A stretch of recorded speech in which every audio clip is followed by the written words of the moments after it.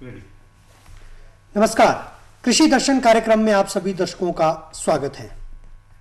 हमारे प्रदेश को सेब राज्य के रूप में जाना जाता है, परंतु आज प्रदेश का किसान बागवान सेब के अलावा अन्य फलों की भी पैदावार कर रहा है, जिसमें शीतोष्ण फल भी मुख्यतः है।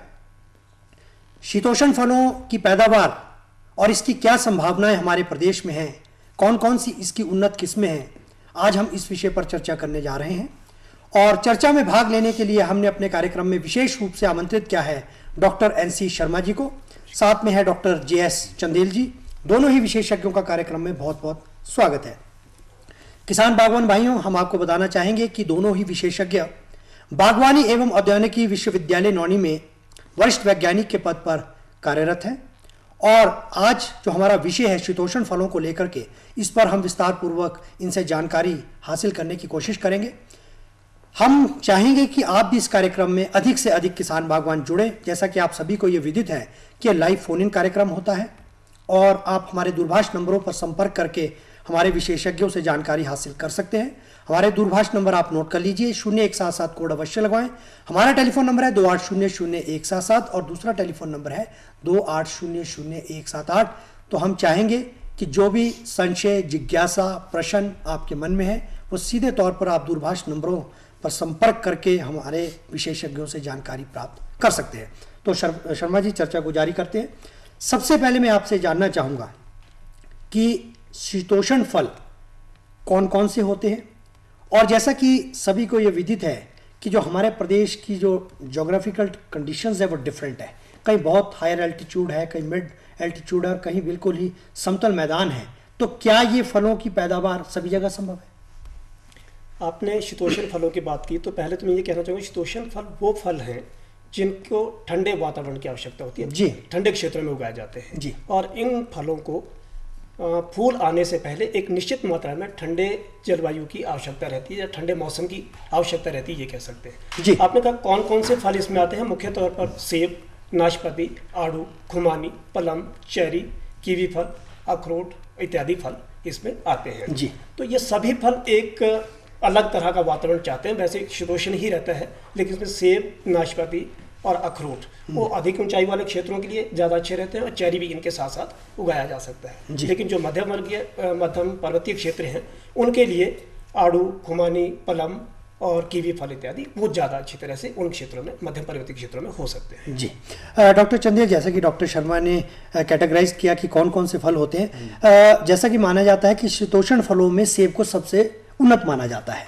तो सेब के संदर्भ में आप क्या कहना चाहेंगे, क्या पैदावार होती है और कौन कौन सी इसकी उन्नत किस्में होती है? बागवान भाइयों, अगर सेब की बात करें तो हमारा प्रदेश में सेब मुख्यतः से शीतोष्ण फलों के अंतर्गत आता है। इसमें लगभग 80% का क्षेत्रफल जो हमारा शीतोष्ण फलों के पे है, उसमें 80% तक क्षेत्रफल में सेब की बागवानी की जाती है। जी।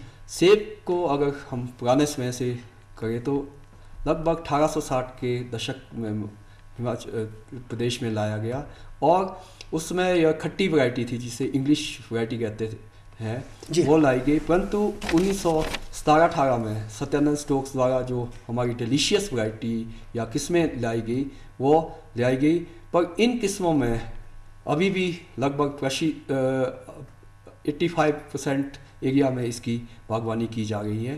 परंतु जलवायु परिवर्तन होने के कारण इन किस्मों में कुछ बागवान भाइयों को दिक्कतें हो रही है। खासकर जो हमारा निचले क्षेत्र है वहाँ पर इन किस्मों में एक तो फलों में रंग कम आता है और साथ ही साथ इतने लंबे समय तक इन किस्मों में डिजेनरेशन हो चुकी है, जिससे इसमें उत्पादकता की क्षमता कम हो गई है।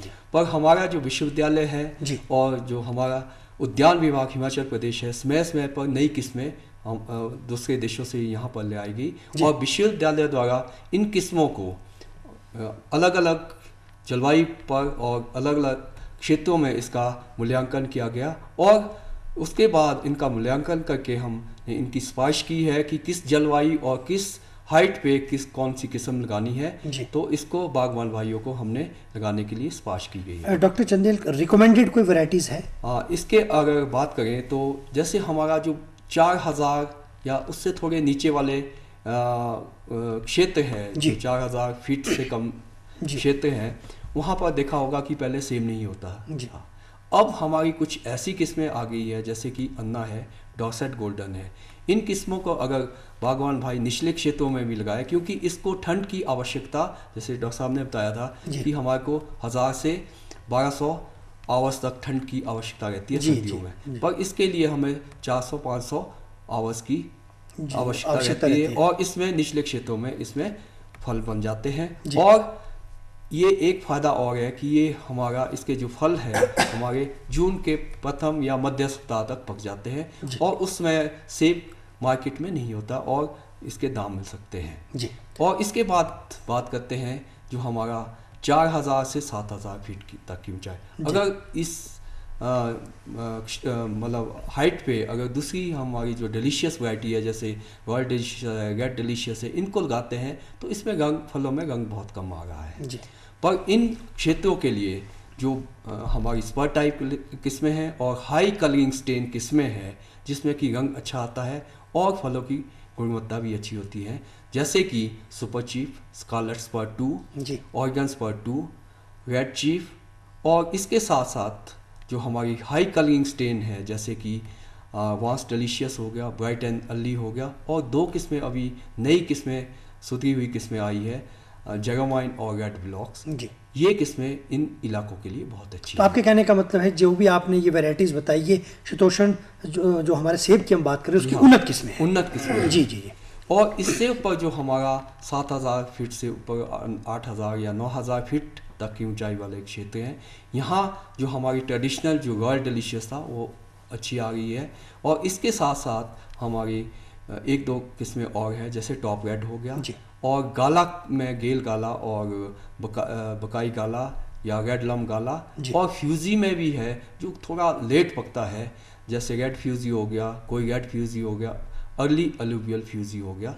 इन क्षेत्रों के लिए ये बहुत ही उपयुक्त है। डॉक्टर चंदेल, ये तो आपने उन्नत किस्में बताई, लेकिन एक किसान बागवान तक इनकी पहुंच किस प्रकार संभव है? विश्वविद्यालय किस प्रकार जो है घर द्वार तक इन किस्मों को पहुंचा रहा है? आपने प्रश्न पूछा।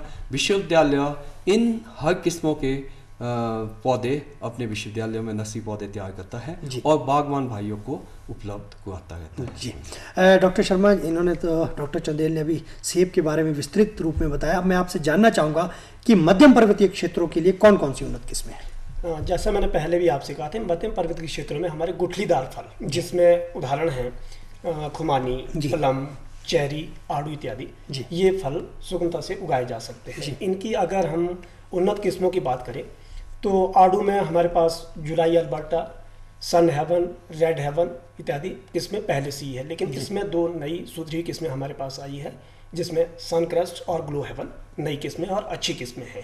इसके अलावा खुमानी में काफ़ी सारी किस्में पहले से चल रही है, जिसमें न्यू कैसल हमारी एक अच्छी किस्म है पहले से ही, और थोड़े निचले इलाकों के लिए अच्छी है। उसके अलावा जो थोड़े ऊंचे इलाके हैं मध्य पर्वतीय क्षेत्रों में, उनके लिए केशा, नगट, चार मग्स, शक्करपारा, सफ़ेदा इत्यादि ये वेराइटीज़ हैं पहले से। लेकिन इसमें भी 2 नई वेराइटीज़ अभी जुड़ी है। एक है अर्ली मैच्योरिंग एप्रिकॉट, एमा के नाम से भी इसे जानते हैं। ये बहुत पहले एक अर्ली किस्म है, काफ़ी जल्दी इसमें आ जाते हैं। इसके अलावा हारकोट एक नई किस्म है जो हमारे वहाँ से अनुमोदित की गई है वाईएस परमार यूनिवर्सिटी से। तो ये है। इसके अलावा प्लम की भी काफ़ी सारी किस्में पहले से, सेंटा रोजा है और ब्यूटी है, रेड ब्यूट है, फ्रंटियर है, ये किस्में अच्छा कर रही हैं सभी जगह। इसके साथ साथ कुछ नई किस्में भी दुराटे, ब्लैक एम्बर वगैरह आई हैं और उनकी भी अपार संभावना है हमारे प्रदेश में उगाने की। डॉक्टर चंदेल, जैसा कि डॉक्टर शर्मा ने बताया कि मध्यम पर्वतीय के लिए कौन सी वैरायटी, मैं आपसे जानना चाहूँगा कि सेब के साथ साथ क्या हमारा बागवान अन्य फलों की भी खेती कर सकता है?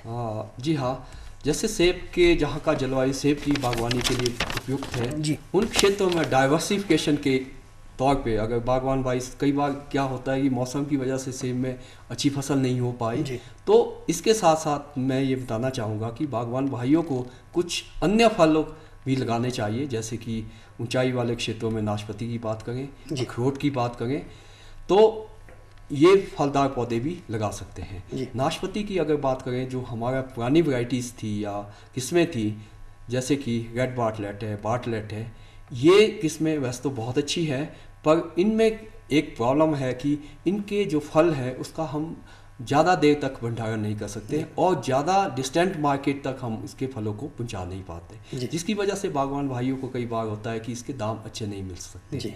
तो अब कुछ हमारी पास प्रदेश में या विश्वविद्यालयों में बाहरले देशों से कुछ नई किस्में मंगवाई गई है और उसका मूल्यांकन किया गया है, बहुत अच्छी किस्में पाई गई है जो कि इनके फल को हम ज़्यादा देर तक भंडारित कर सकते हैं और दूर तक मार्केट, इवन बॉम्बे मार्केट तक हम उसको भेज सकते हैं और बागवान भाइयों को अच्छे दाम मिल सकते हैं।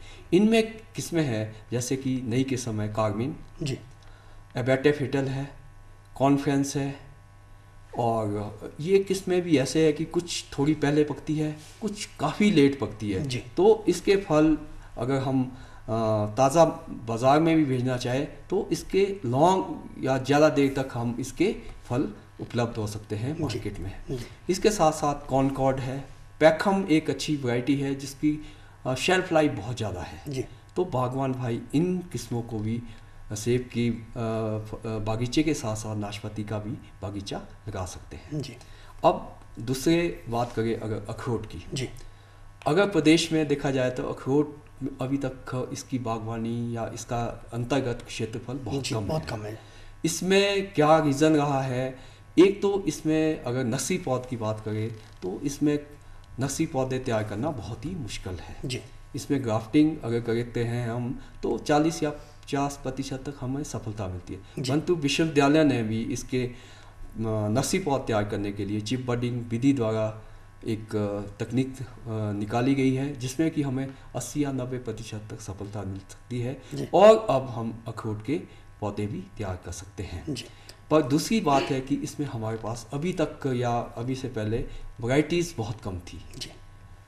हमारे पास जितने भी अगर अखरोट के बगीचे या पेड़ लगे होंगे सारे बीजू पौधे हैं जो कि 10-15 साल में फ्रूटिंग में आते हैं। पर हमने अब बाहरले देशों से किस्में मंगवाकर हिमाचल प्रदेश में या हमारे विश्वविद्यालय में लगाई है और मदर ऑर्चर्ड इसके एस्टैब्लिश करते हैं और हम इसके नर्सरी पौधे भी तैयार कर सकते हैं कर गए हैं और बागवान भाइयों को उपलब्ध भी करवा रहे हैं। इसमें जो किस्में की बात करें तो इसमें किस्में हैं जैसे चांडलर, बहुत अच्छी किस्म है।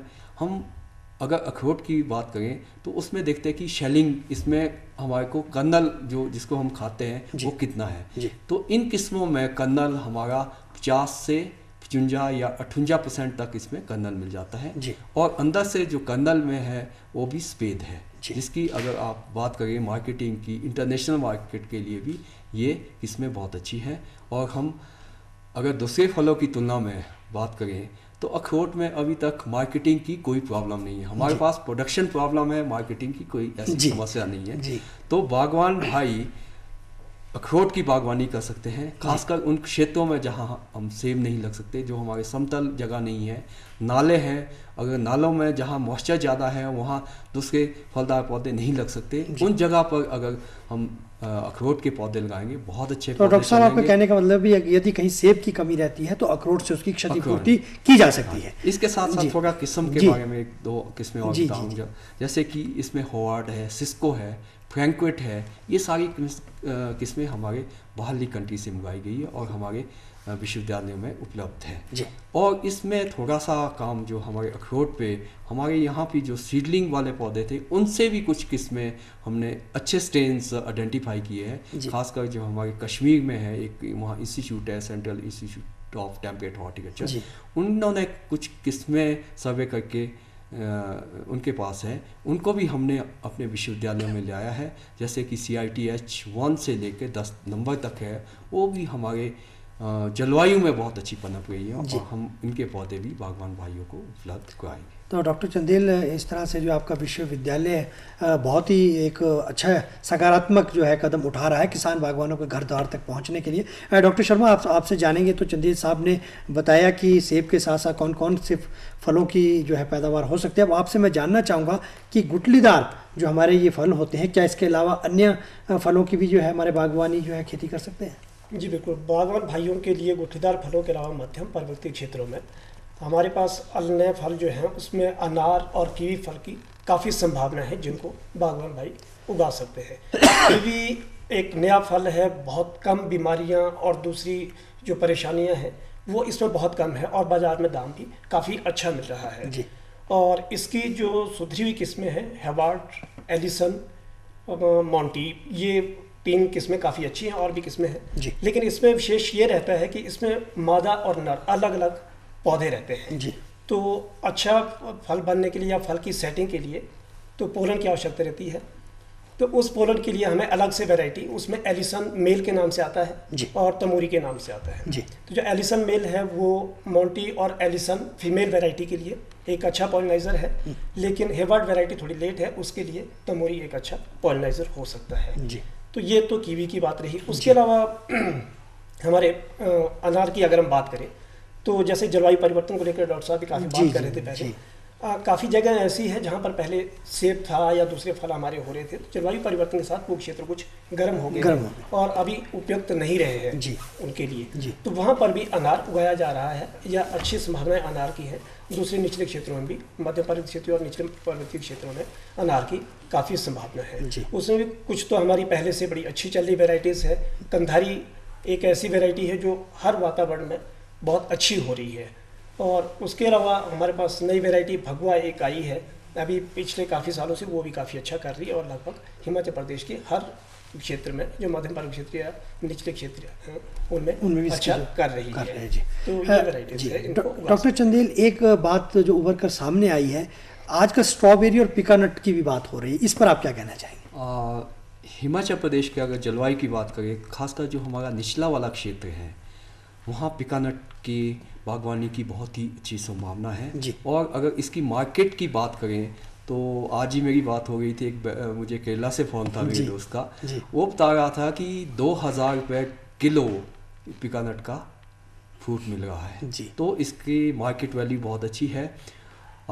खासकर हमारे जो पहले किस्में थी, इसकी बरकट है या महान है, ये 2 किस्में पुरानी किस्में हैं और इसके साथ साथ जो हमारे 2 किस्में हैं, एक तो चिक्सा है और एक कांजा है जी। इसके फलों का आकार बहुत अच्छा है और इसकी हमारे विश्वविद्यालय में ये किस्में लाई गई है। अभी इन पे मूल्यांकन किया जा रहा है कि कौन सी एलिवेशन के लिए या जलवायु के लिए उपयुक्त होगी। तो आने वाले समय में भी शायद हम इन 2 किस्मों के पौधे भी बागवान भाइयों को उपलब्ध कराएंगे तो इसकी बहुत अच्छी संभावना है। दूसरी बात आती है स्ट्रॉबेरी के बारे में आपने पूछा। स्ट्रॉबेरी हिमाचल प्रदेश के खासकर जो हमारा सब ट्रॉपिकल एरिया है, जैसे कि डिस्ट्रिक्ट सिरमौर में पोंटा का क्षेत्र, बहुत अच्छी स्ट्रॉबेरी हो गई है। ये फलों के लिए है। हमारा जो ऊंचाई वाले क्षेत्र है, जैसे कि शिमला डिस्ट्रिक्ट की बात करें या सोलन डिस्ट्रिक्ट की बात करें, यहाँ स्ट्रॉबेरी 2 तरह से प्रयोग में लाई जा सकती है। एक तो फल के रूप में, इसके फल तब आते हैं यहाँ जब बाकी जगह फल खत्म हो जाते हैं। अगर स्ट्रॉबेरी की बात करें तो हमारा पंजाब हरियाणा में मुख्यतः वहाँ उगाई जाती है, पर वहाँ इसके फल आपका फरवरी या जनवरी से लेके मार्च तक रहते हैं। परंतु हमारा जो हाइट वाला है या टेम्परेट एरिया, शीतोष्ण वाला एरिया है, यहाँ फल हमारे मई जून में तैयार होते हैं तो इसके दाम भी अच्छे मिल सकते हैं। और इस आपके कहने का मतलब है कि दोनों का यहाँ पर जो है पैदावार हो सकती है। डॉक्टर शर्मा, डॉक्टर चंदेल, आप हमारे कार्यक्रम में आए और इतनी महत्वपूर्ण जानकारी आपने आज के विषय से संबंधित हमारे किसान बागवान भाइयों को दी, इसके लिए आपका बहुत बहुत धन्यवाद। हमें दीजिए अनुमति। नमस्कार।